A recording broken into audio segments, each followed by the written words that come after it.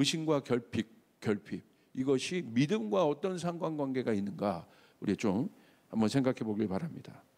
여러분, 히브리서 11장 6절 참 제가 좋아하는 말씀인데요, 기가 막힌 말씀이 있어요. 여기 이런 말씀이 있습니다. 믿음이 없이는 하나님을 기쁘시게 하지 못하나니 하나님께 나아가는 자는 반드시 그가 계신 것과 또한 그가 자기를 찾는 자들에게 상 주시는 이심을 믿어야 할지니라. 여러분, 주목해야 될 그 말씀이 바로 앞에 있습니다. 믿음이 없이는 하나님을 기쁘시게 할 수 없다. 하나님이 무엇 때문에 기뻐하시냐? 사실 하나님을 기쁘시게 하는 것이 하나님이 우리를 지으신 목적이죠. 우리가 그분의 기쁨이 되는 것. 그래서 하나님 우리를 지으시고 어떻게 하셨어요? 토부하 하셨잖아요. 쉼이 좋았다. 기쁘셨다는 거예요. 만족하셨다는 거예요. 그 하나님의 만족이 되는 것. 그것이 우리의 어떻게 보면 신앙의 목표일 수 있어요. 우리 신앙이 궁극적으로 나아가야 할 마지막 골이 바로 여기입니다. 기쁨이 되는 것. 주님의 기쁨이 되는 것. 그럼 여러분, 주님이 무엇을 보고 기뻐하시겠습니까? 여러분 생각해 보세요. 무엇을 보고 기뻐하시겠어요? 우리의 성공, 우리의 어떤 것들을 주님 앞에 드리고 우리가 뭔가를 주님 앞에 이루어낸 것들을 보고 기뻐하시겠어요? 아니에요. 오늘 성경에 보면 믿음만이 하나님을 기쁘시게 할 수 있다는 거예요. 믿음만이. 하나님께서 우리를 지으셨죠. 이 기쁨을 우리가 어떻게 이해해야 되는가? 이 기쁨은요, 창조주를 한번 생각해 보는 거예요. 하나님께서 그 기쁨을 표현하신 것이 창세기예요. 우리를 지으시고 심히 좋았다고 하셨잖아요. 그 창조주의 기쁨인 거예요. 창조주가 언제 기뻐할 수 있겠습니까? 창조주의 가장 큰 기쁨은 창조주의 뜻, 다시 말하면 하나님의 의도가, 뜻이 온전히 반영되었을 때를 말합니다. 그러니까 다시 말하면 작가라고 한번 생각했어요.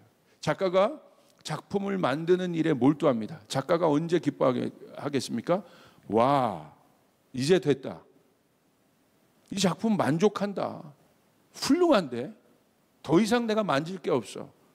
더 이상 내가 손볼 게 없어. 더 이상 내가 아쉬울 게 없어. 그때 작가는 기뻐하는 거예요. 여기서 말하는 기쁨, 하나님의 기쁨은 바로 이런 기쁨이에요.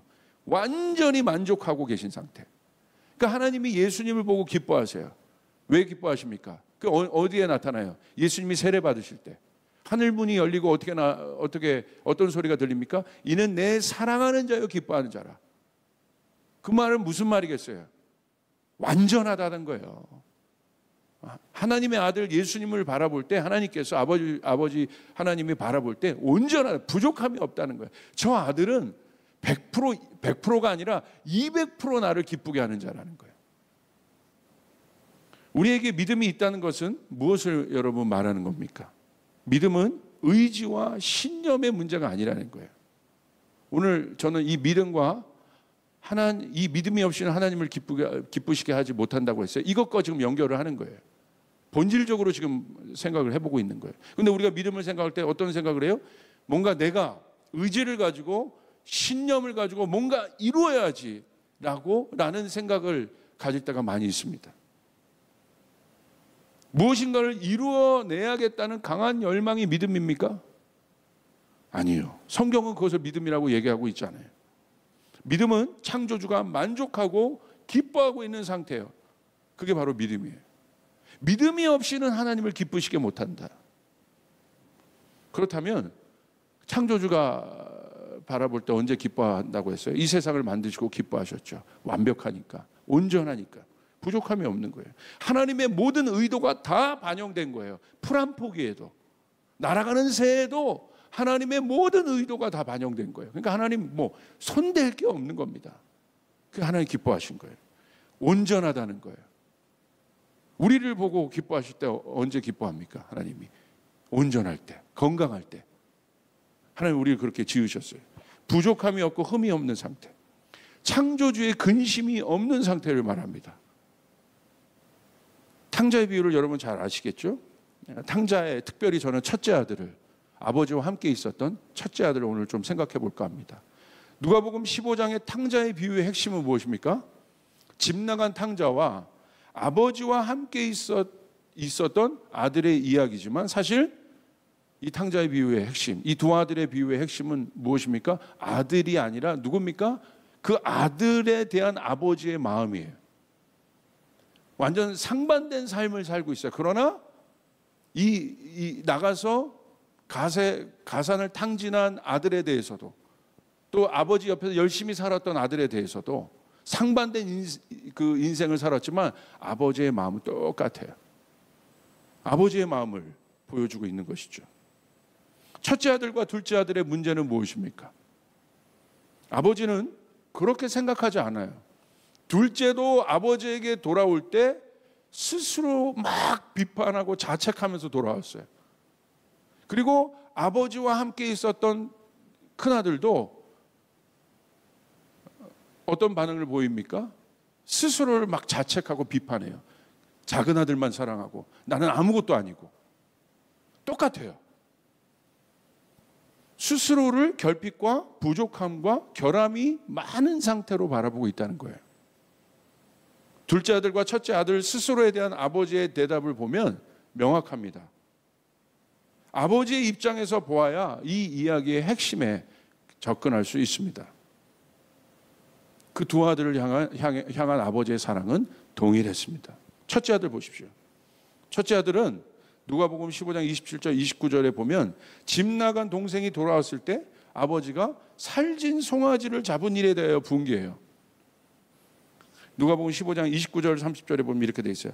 아버지께 대답하여 이르되 내가 여러 해 아버지를 섬겨 명을 어김이 없거늘 내게는 염소 새끼라도 주어 나와 내 벗으로 즐겁게 하신 일이 없더니 아버지의 살림을 창녀들과 함께 삼켜버린 이 아들이 돌아오매 이를 위하여 살진 송아지를 잡으셨나이다. 오늘 첫째 아들이 아버지께 분노하는 이유, 아버지께 지금 항의하는 근거가 굉장히 분명합니다. 공정하지 않다는 거예요. 어떻게 이럴 수 있냐는 거예요. 큰아들의 주장을 보십시오. 객관적으로 볼 때 틀린 말이 하나도 없습니다. 첫째 아들이 힘들어하는 이유가 분명합니다. 왜냐하면 아버지를 자신의 기준에서 객관적으로 이해하려니 힘든 거예요. 첫째 아들 가운데는 기준이 있었어요. 그러니까 아버지를 자기의 기준에서 객관화시킨 거예요. 데이터를 가지고. 그러니까 힘든 거예요. 만약에 아버지가 동생에게 살진 송아지를 잡아줬어요. 근데 이 형에게는 살진 송아지 플러스 더 큰 거를 줬다면 불만하지 않았을 거예요. 이 관점에서 보면. 만약에 대응한다면 야, 너에게 더 큰 걸 줬잖아. 네가 일하는 거에 있어서 내가 다 대가 지불을 해줬잖아. 근데 왜 그러는 거야 너도? 내가 부족한 게 뭐야? 내가 너에게 못 해준 게 뭐야? 그럼 할 말이 없죠. 근데 보십시오.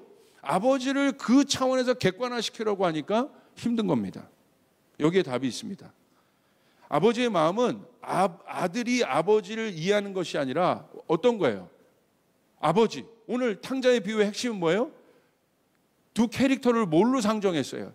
회사 보스와 직원으로 상정한 것이 아니라 뭘로 상정했어요? 아들, 자녀와 아버지로 상정했다는 거예요. 그러니까 아버지의 마음은 아들이 자신을 객관화시키고 그 객관화시킨 데이터를 가지고 항거하는 이 사실이 너무 아픈 거예요. 아버지와 자녀의 관계는 이해의 관계가 아니에요. 이해타산의 관계가 아닙니다. 어떤 관계입니까? 사랑의 관계죠. 언약의 관계죠. 피로 맺어진 사이죠. 이 피가 여러분 바뀔 수 있습니까? DNA가 바뀔 수 있습니까?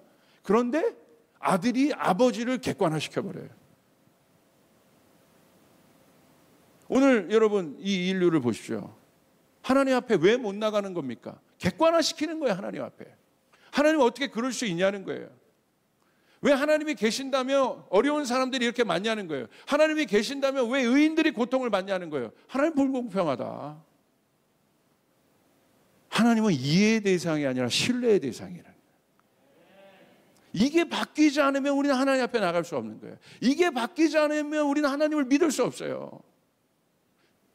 탕자가 저런 상황이 됐어도, 큰아들이 이런 불평을 했어도 아버지의 사랑은 동일하지 않습니까?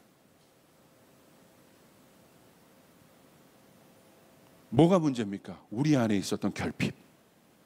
우리가 주님을 신뢰하지 못하는 것이죠. 그렇죠? 이것이 이 세속의 물결들이에요. 이 세상의 모든 시스템들은요, 객관화시키는 거예요. 앞으로 더합니다. 데이터 없이는 말이 안 되는 세상. 모든 게 이제 데이터로 가기 때문에. 여러분, 우리가 뭘 리셋해야겠습니까? 영적인 사람이란 건 뭘 말하겠습니까? 우리가 갖고 있는 기준들을 리셋하라는 거야. 성경으로 돌아가야 된다는 거예요. 하나님의 마음으로 돌아가야 된다는 거예요. 그 일이 말로만 그러지 않고 우리의 삶에서, 우리의 모든 영역에서 하나님의 말씀으로 이제 바라봐야 된다는 거예요. 진짜 행복하십니까? 진짜 만족하십니까? 오늘 믿음은 결핍이 없는 거라고 했어요. 창조주가 바라볼 때 결핍이 없는 상태를 보고 기뻐하시는 거야. 오늘 이런 아들들을 보면 하나님이, 그 아버지가 기뻐했겠어요? 안타까워하는 거죠. 믿음이 뭐냐는 거예요, 믿음이. 믿음의 본질이 뭐냐는 거예요. 믿음이 없이는 하나님을 기쁘시게 못한다. 그러니까 계속 비교하는 거예요. 이런 아들에 대해서 여러분, 아버지가 뭐라고 대답하십니까? 누가복음 15장 31절. 아버지가 이르되, 예, 너는 항상 나와 함께 있으니 내 것이 다 내 것이로다. 엄청난 거죠. 지금 그 아버지가 지금 어마어마하게 부유한 분이잖아요. 그 부유한 분이 이렇게 얘기하는 거야. 야, 네 눈에 보이는 모든 것, 너 눈에 보이는 것만 내 것으로 보이지 사실은 보이지 않는 내 것은 더 많어. 이놈아, 그게 다 네 거야. 그런데 큰아들은 어떻게 얘기해요? 고작 살찐 송아지랑 염소를 비교해요. 그것으로 아버지를 이해하고 판단해버려요. 뭐가 믿음이냐는 거예요. 이 믿음이 없으면 우리는 절대 고난을 이길 수 없어요. 고난을 뚫고 나갈 수가 없어요. 터널을 나올 수가 없어요. 우리의 삶에 돌파가 없어요. 한국교회는 이 믿음만, 아버지에 대한 절대적인 신뢰, 사람이 아닙니다. 유명한 어떤 히어로가 나타나서 한국교회를 바꿔줄 거라고 생각하는 거 여러분 꿈에도 생각하지 마십시오. 하나님이 바꾸셔야 되는 것이에요. 누구를 찾으시는 거예요? 믿음 있는 자. 하나님이 어떤 상황에서도 하나님은 우리와 함께 하신다. 그 사람을 찾고 계신 거예요. 거기에 역사가 일어나는 거예요. 내 것이 다 네 것이다.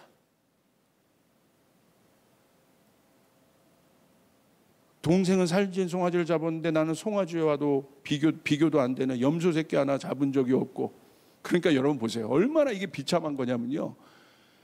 이 첫째 형이요, 동생은 살찐 송아지야. 그리고 자기는 누굽니까? 염소보다 못한 얌소야. 본인은 하나님의 형상이고 아버지의 형상이고 모든 걸 다 갖고 있는데 자기를 어디까지 낮춰요? 염소인 거예요, 염소. 우리도 그럴 때 있지 않아요? 자기 자신을 염소와도 못하게 비하시킵니다. 그걸 보고 하나님, 이게 아버지가 결정적으로 돌파를 해주는 거예요. 염소가 아니야, 너는. 왜 그렇게 얘기하니? 왜 그렇게 말하니? 내가 언제 너를 굶긴 적이 있냐? 뭐라고 말씀하시는 거예요? 너는 나와 함께 있잖니? 내가 누구니? 이 모든 것을 다 갖고 있잖아. 내 말 한마디면 다 되잖아. 이 모든 능력과 이 모든 것이 네 거야. 할렐루야. 이게 믿음이라는 거야. 여러분에게, 우리에게 이 믿음이 있습니까? 하나님 그걸 가르쳐 주시는 거예요.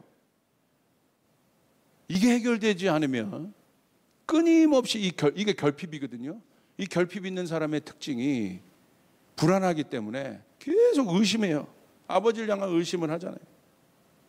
그렇기 때문에 계속 비교해요. 왜? 객관적인 데이터를 가지고 나가야 되기 때문에. 절대 하나님 기뻐할 수 없습니다. 갈라디아서 5장에 보면 그 캐릭터 중에 신실한 캐릭터, 페이스가 그거잖아요. 믿음. 변함이 없다는 거예요. 내가 이런 상황이 되고 저런 상황이 되고 내가 아버지 앞에 2만 명의 사람을 모아서 예배를 드리던 내가 혼자 예배를 드리거든 아버지는 변함이 없다는 거예요. 아버지는 거기에 일비일리하지 않는다는 거예요. 내가 1,000만 원의 11조를 드리건 10만 원의 11조를 드리건 아버지 거기에 일비일리하지 않았어요. 중요한 건 내 자신인 거예요.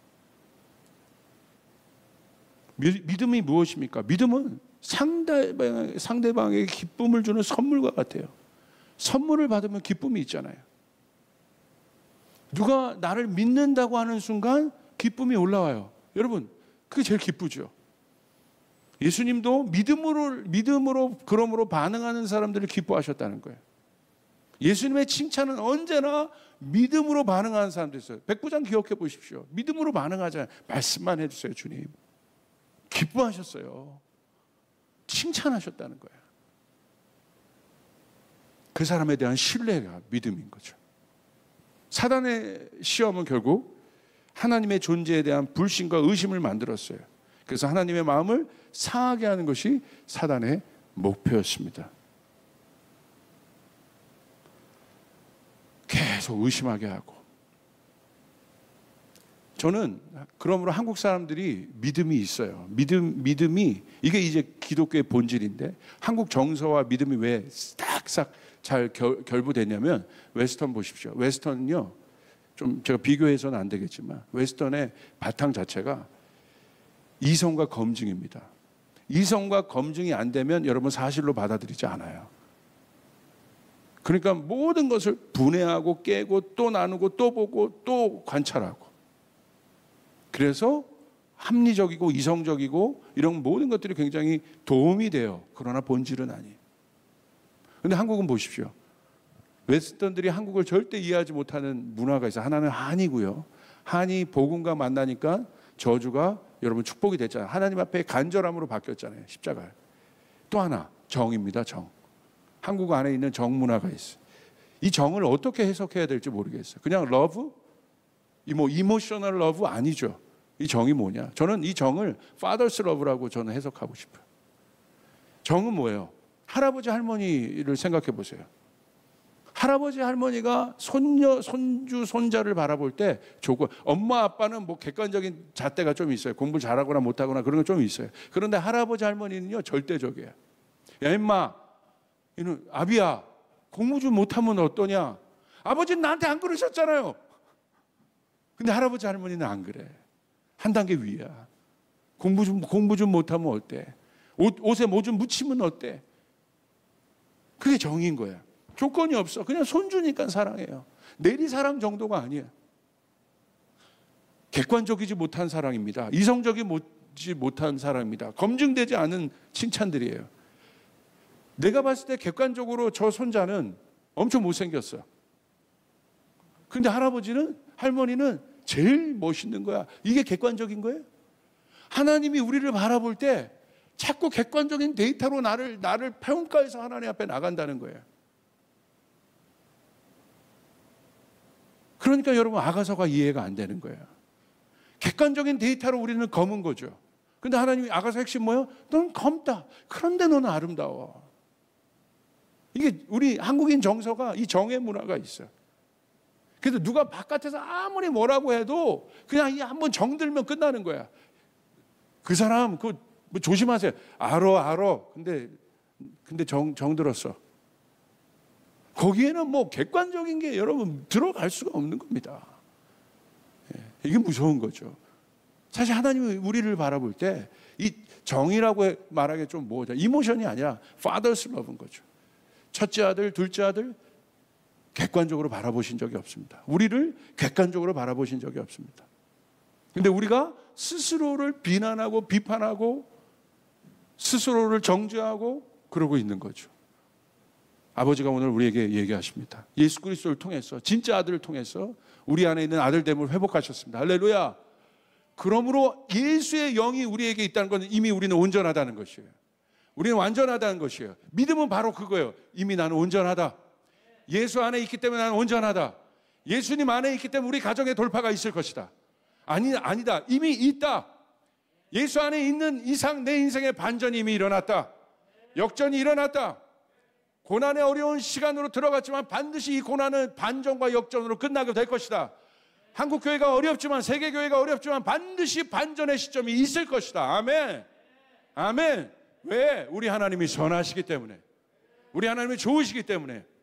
여러분, 십자가만큼 강력한 반전이 어디 있습니까? 사람들이 십자가를 바라볼 때 십자가는 객관적으로 형틀입니다. 미련한 거예요. 세상 사람들이 우리가 십자가를 사랑하는 걸 볼 때 미련하게 보이는 거예요. 바울이 그걸 깨달은 거예요. 어마어마한 걸 깨달은 거예요. 혼이 뚫려버린 거예요. 영적인 세계가 열려버린 거예요. 진짜 하나님의 자녀가 된 거예요. 아멘. 그러면 여러분, 결국 십자가를 통해서 그 객관적인 데이터로는 죄인의 형틀이지만 그 십자가 위에서 우리의 검은 모든 것이 아름답게 되었다는 것. 이것만큼 강력한 반전이 어디 있습니까? 믿음이란 건 자기를 보는 게 아니에요. 그러므로 자기 성찰은 종교인 거예요. 기독교의 핵심은 자기 성찰 종교가 아니에요. 예수 만나면 변하게 된다는 거예요. 예수 만나면 변하게 된다는 것이에요.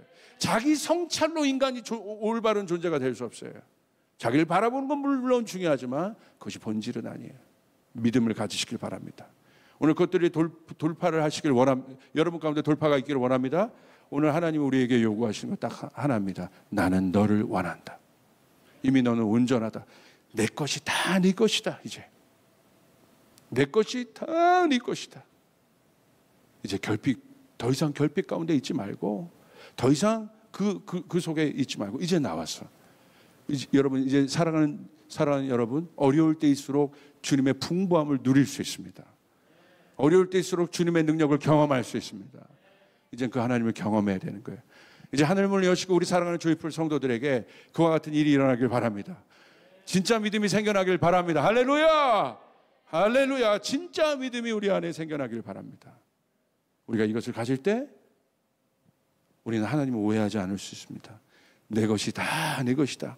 그곳에 돌파와 공급과 회복과 치유가 있다는 사실을 믿으시고, 다시요, 그곳에 우리가 그 고백을 하는 그 순간, 하나님, 당신은 신실하십니다.